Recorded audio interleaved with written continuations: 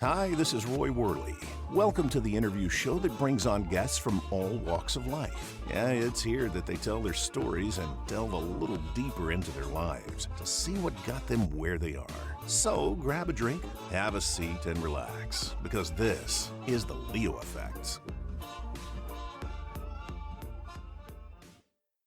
When was the last time a short movie shook your emotions to the core? When was the last time a short movie caused you to rethink everything you stood for?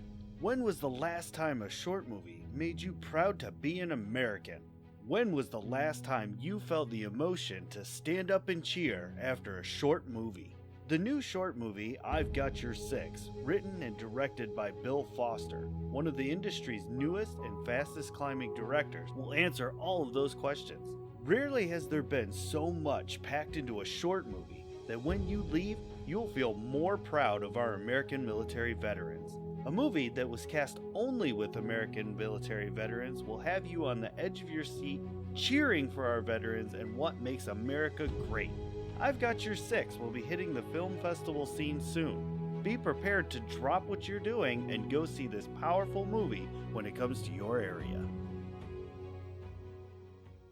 Hello, everyone, and welcome back to the Leo Effects. As you may have noticed from the intro, things are looking up and getting a little bit different around here. Previous 18 episodes have followed their course, and now we're looking at the new year and changing things up. And with that said, my first guest to ring in the new way of doing things is a man that I think he's done a lot of stuff, and I think he's going to be a great guest to usher in the new way. And his name is Tony Gibson. How are you today, Tony? I'm good. How are you? I am doing fantastic. New year, new dealings, new everything. Yes. Yeah. It's a lot of good, exciting things coming.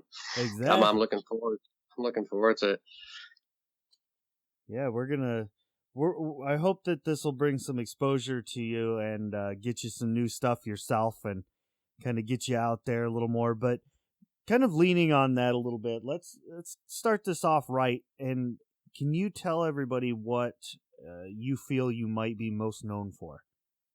I would probably be most known for, as far as my career, for maybe the little spoof that we had done years ago. It's called Script Cops, and it was a comedy that was written and directed by a guy named Scott Rice. That got picked up from Sony. I think Crackle had picked it up, and we played these cops that would like bust in on people for writing bad movie scripts. And it almost like treated it like it was like, a giant bag of cocaine or something. If somebody was writing bad movies, they would the script cops would come and beat them up and say, basically slam them on the ground. That's It's awesome. one of those things. Fun. That like really got me hooked. That was in the beginning of my career. That was close to 13, I guess 12, 13 years ago. That right there really was like a hook, line, and sinker for me, because I love to be like in the moment with all of the characters that I'm playing. I like to take time and kind of find these colors to all these different characters, and that makes it fun. That makes it something that's rewarding in the end. Really is. Once you could have the old average type of actor, or you could be like super entertaining and just be like super, either crazy or just what have you. You know what I'm saying? It's a matter of painting this picture for an audience. That's, first off, it's immortalized on the screen. So you want your painting to be something that's yours, as part of somebody else's project, yes. But what matters is how you're portraying these characters. Right. So that's kind of important to me. And it's, again, it's a blast. It's like, it's a drug. It really is. Yeah. That's so cool though, to just get in that moment and be that character for a little bit. You kind of forget about the things that are going on with you personally, and now you're that character. And to think about a situation where like somebody kicks open the door and they're like, "All right, everybody on the ground!" Like that movie sounds amazing.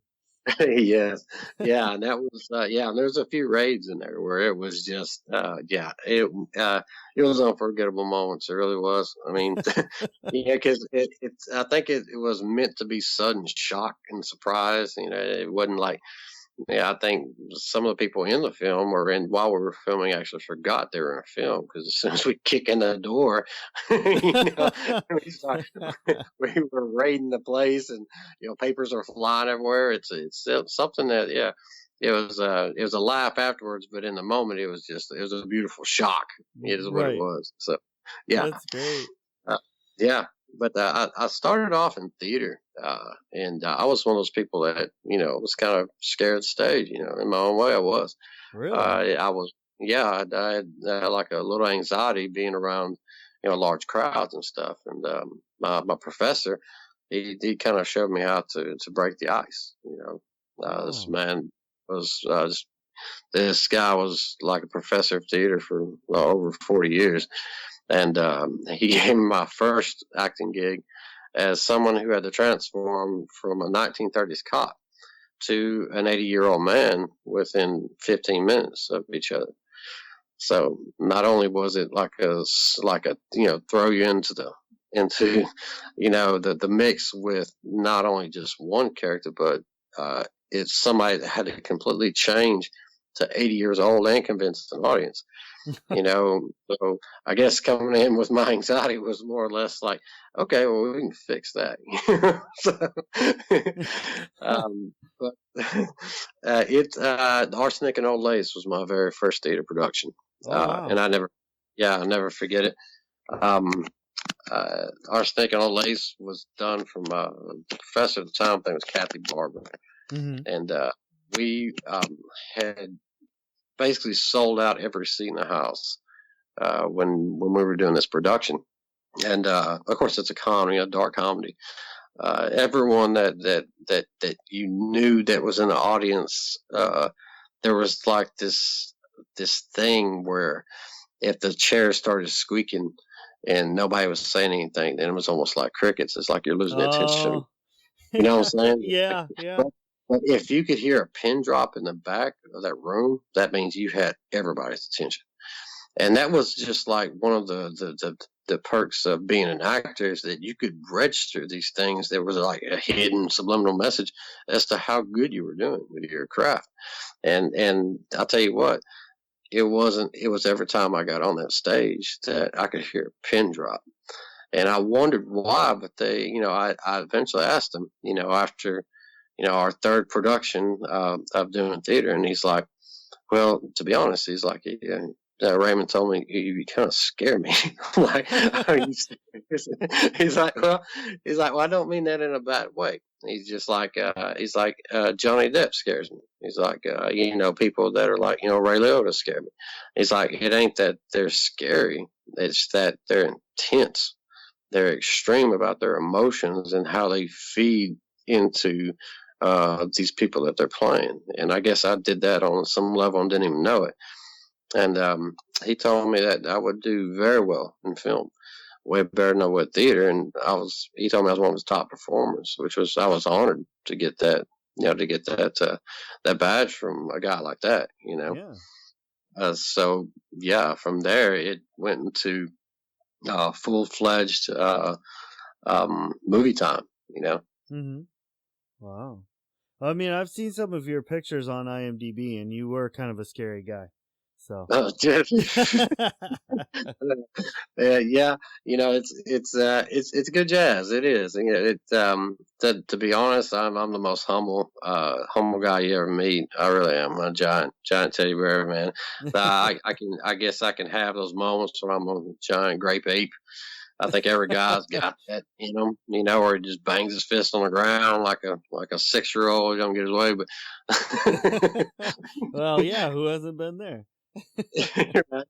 But I think I've had I'm able to wear it well, Yeah. but I don't ever want to be typecast. I love dabbling into like things that are supernatural and dark, and I think that's just my natural my natural presence to, or my natural, I guess, kind of, you know, I guess my hunger is what I'm trying to say. It's more like my wants and desire is like for something that is kind of, it's off the beaten path. It's something that's, that's cool and in the same sense is dark, so these characters I play very well, and being, I never thought I'd be in a Christian film, and I ended up being probably the worst character you could imagine being in a Christian film. I played the role of Lucifer, so okay. but I had to play a double role in Spear of Destiny, where I was the sorcerer, the evil sorcerer that summoned the devil, and then of course I had to play Apollyon, which was the devil himself. And we used CGI, green screen, and stuff to talk to myself, which yeah, which isn't Dr. Jekyll and Hyde at all. It's not a schizophrenic, no, but not at all. But it was fun. It was probably one of the funnest times I've ever had doing building a character. That's so cool. What made you wake up one day and say, you know what, I want to be an actor? Matt, Ray, I'll be honest with you. I was 6 years old when I was on the floor and I had poured ketchup all over myself and scared my mom half to death. And I've never lost sight of that kid inside of myself. I'm a giant child. I'm 40 years old and I feel like I'm 12. It's like I just be honest. I'm a large kid. I've never grown up, and I don't think I'm capable of doing it. Just I enjoy, being in these being in these situations where it's a challenge to become these people, and it's if I could pick a job where you could go to your 9 to 5 and be at a desk, or guess what, you get to die 1,000 times today. I'm gonna choose some. Well, there you go.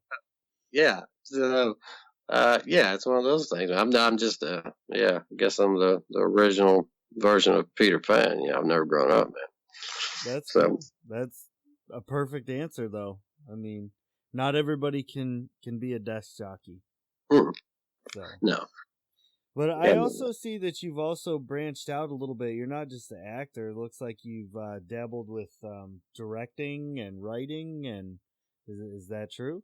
Yes, yeah, it's true. Gypsy Moon is 2.5 years in the process being worked on. It should be mastered and out this next summer, 2020, or fall. Oh, cool. Shooting for the 2020. Yeah.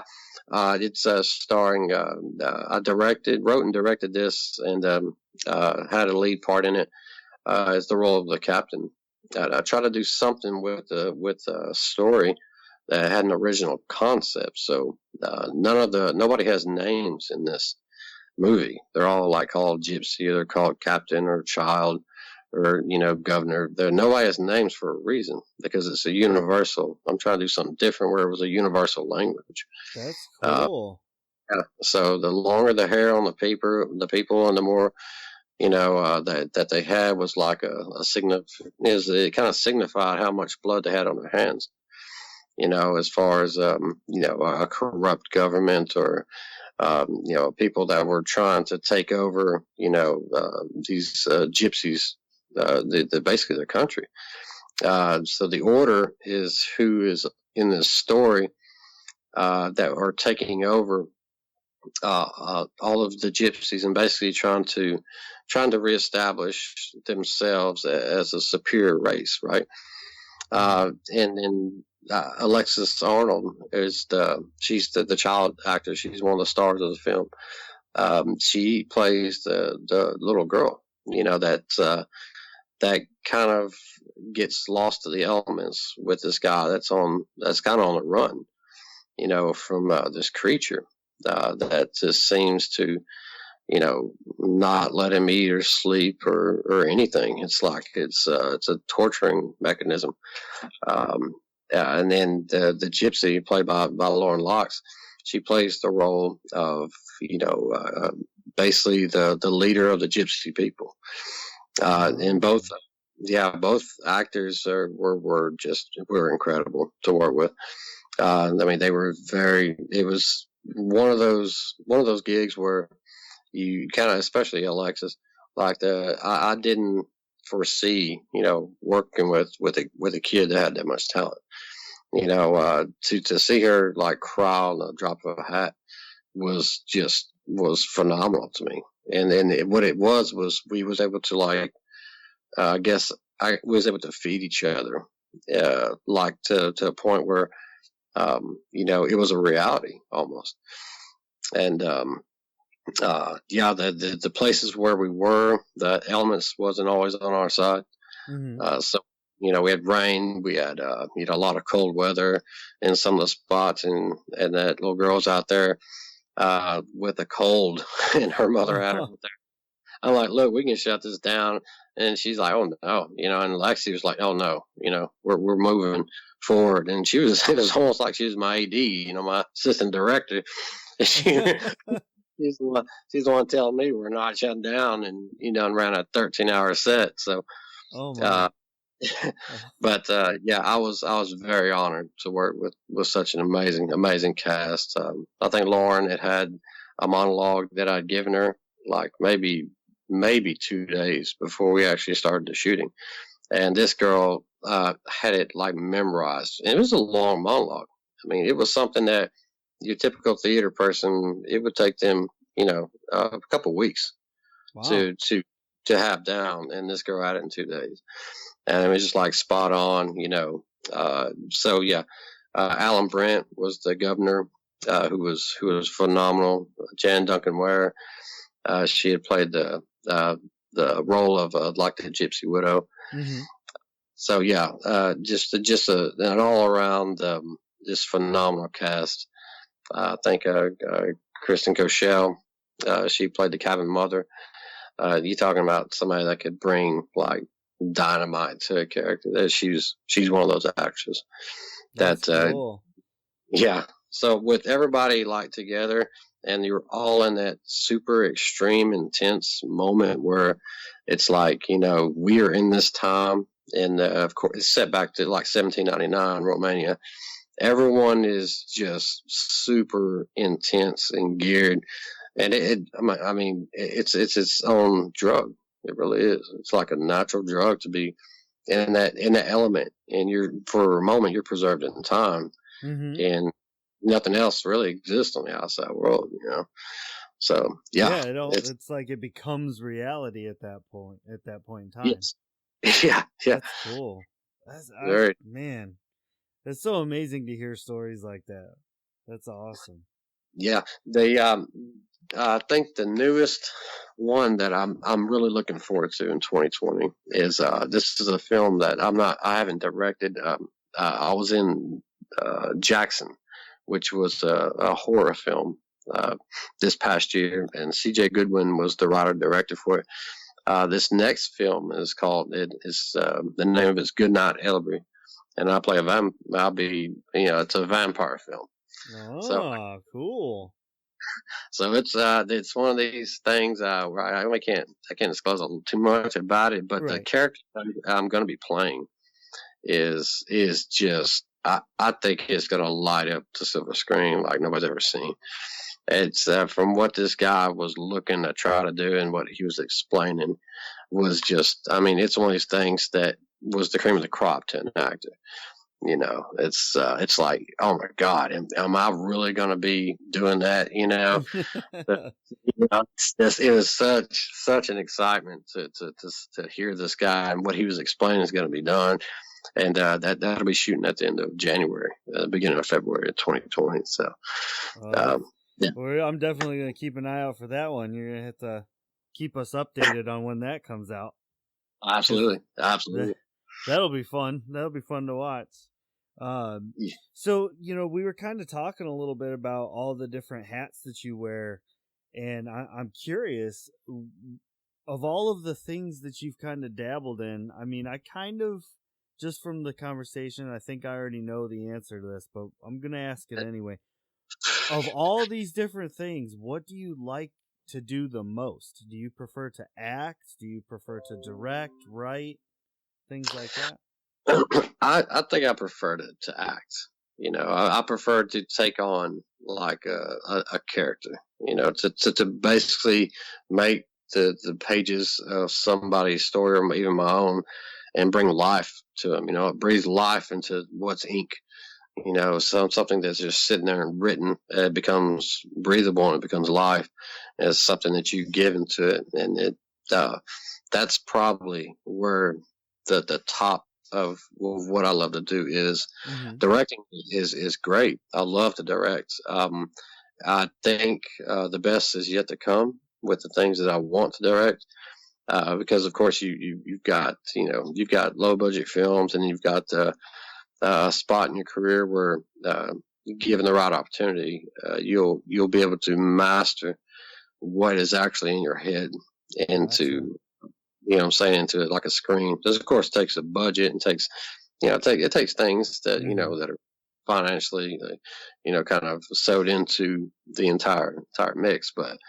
But yeah, directing will be something like that'll be something like a little bit later on in my career that I think will really bloom. Right now I'm enjoying acting. I write music as well. I'm a composer. Oh, nice. Yeah. So I take on everything, and I'll suggest that to any artist that's out there. Don't just be a director, don't just be an actor.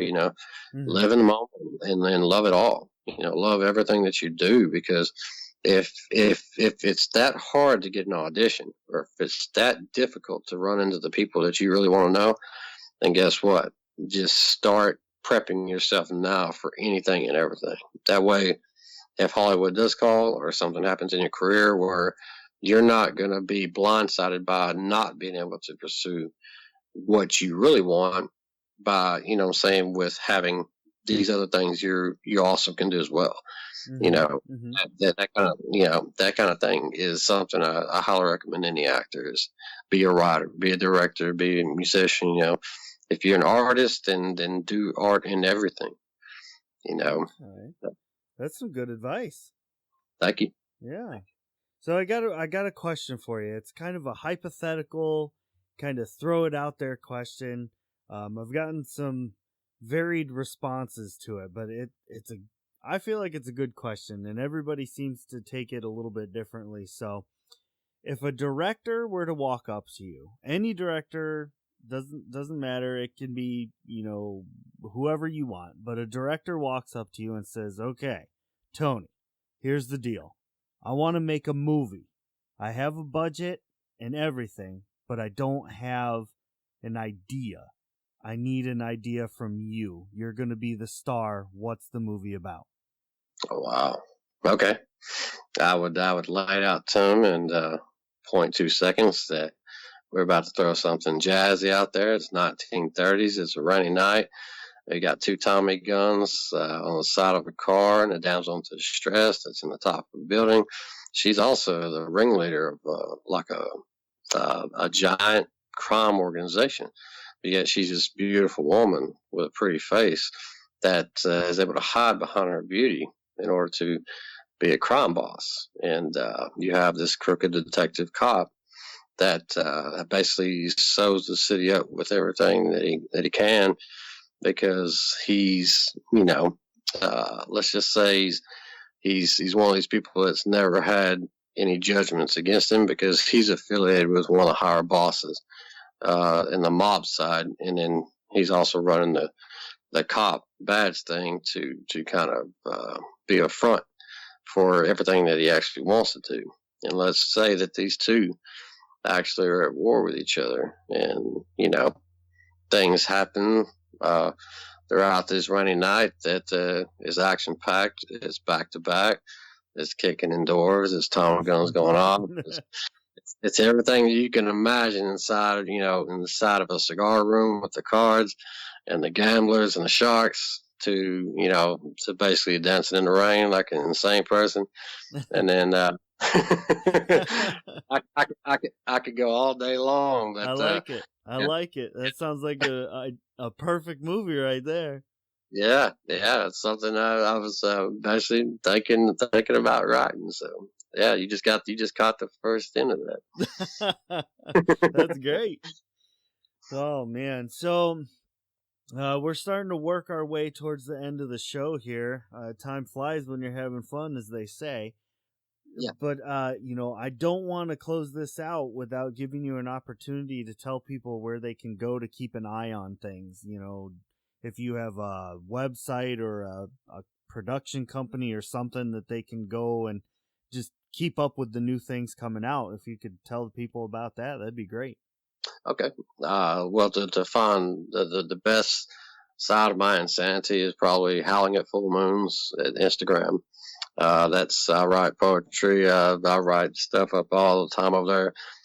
Facebook is a good spot. If not, IMDb, Antonio Del Gibson is probably where you're going to be able to see updates consistently coming from me.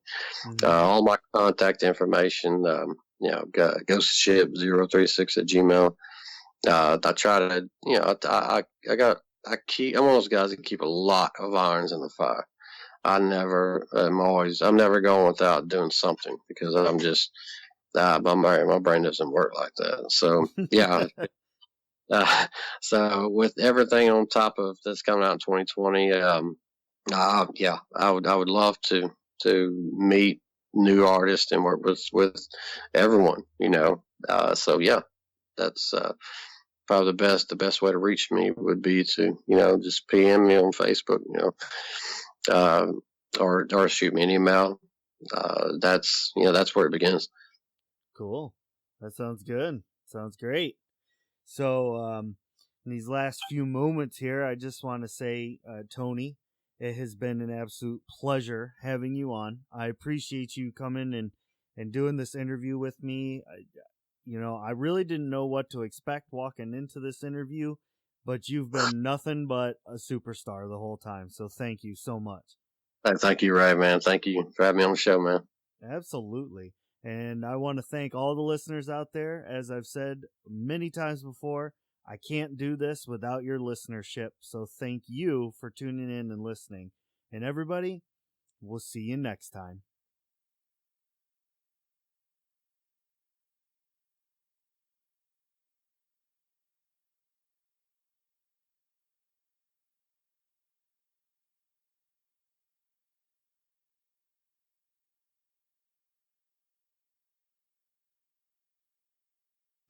Ladies and gentlemen, boys and girls, creatures of all ages, what an amazing show. Thank you for lending an ear and joining us. I'm the host, Ray Rumsey, and if you want to hear more interviews, simply head to anywhere podcasts are heard, Facebook or Twitter, and search The Leo Effects, with an A, not an E. If you'd like to hear me doing silly voices and making a general fool of myself, head over to Shattered Dungeons on YouTube, Facebook, and Twitter. We live stream every Tuesday night. More projects are in the works. For now, stay tuned for more interviews.